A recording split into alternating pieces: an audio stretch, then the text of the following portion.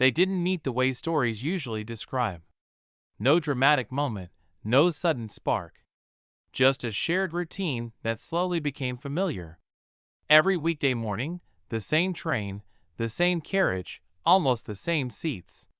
She stood near the door with her coffee, headphones on but no music playing. He sat by the window, scrolling through news he barely read. At first, they didn't notice each other at all. Then one morning, the train stopped longer than usual between stations. People sighed, shifted, checked the time. She looked up from her phone and caught his eye by accident. He smiled politely, nothing more. The next day he nodded. The day after that, she smiled back. Small things, almost invisible, but they started to anchor the mornings. Weeks passed. They began recognizing each other instantly, even in a crowded carriage. If one was late, the other noticed. If one wasn't there, the absence felt louder than expected. One morning, she dropped her coffee when the train jerked forward. Without thinking, he stood up and handed her a napkin. Their fingers brushed. They laughed quietly, embarrassed and awake now. After that, conversation came easily. Not every day, not for long. A comment about the weather. A shared complaint about delays. A joke about how the train always smelled like tired people and cheap perfume. They never asked deep questions.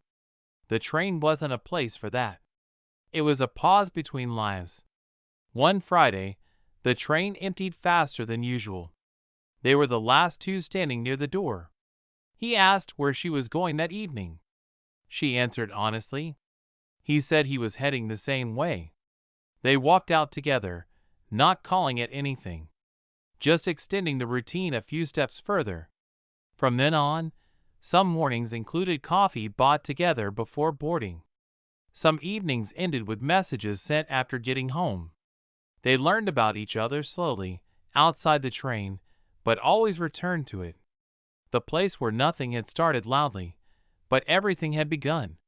Years later, when their schedules changed and the routine ended, they still remembered those mornings. Not because something big happened there, but because something steady did. The train never carried promises or confessions. It carried presence. And sometimes, that's enough to build something real, one quiet morning at a time. When the routine finally broke, it felt stranger than either expected. A new job for him. A shifted schedule for her. The morning train kept running, but it no longer belonged to them. The first week without it felt empty, like waking up without a familiar sound. They adjusted, of course. Life always does, but the absence left a quiet outline around their days. They compensated without planning to. Messages came earlier in the mornings now, replacing the nods and half smiles they used to share. Did you make it on time? The city smells like rain today. Simple updates that didn't ask for much, but kept the thread unbroken. Coffee together became intentional instead of incidental.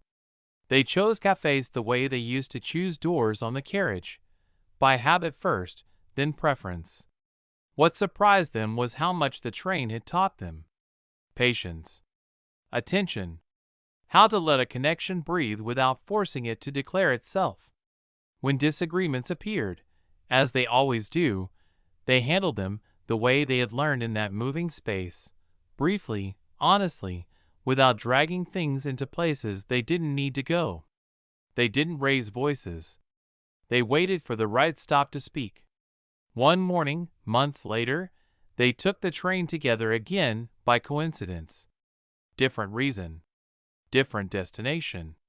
Same carriage. They stood where they always had, closer now, hands brushing without ceremony. The doors closed, the train lurched forward, and they exchanged a look that held years of mornings inside it. Nothing needed to be said. They both felt it, the recognition that beginnings don't always look like beginnings when you're inside them. When the train reached their stop, they stepped off together and walked into the day, the city loud and impatient around them. The routine was gone, but what it had built remained. They had learned how to meet each other without spectacle, how to show up consistently, how to let something real grow quietly. And every now and then, when one of them passed a platform at rush hour, they slowed just a little. Not to look back, but to remember how a life can change, not with a single moment, but with 1,000 ordinary ones, taken every morning on a train that never knew what it carried.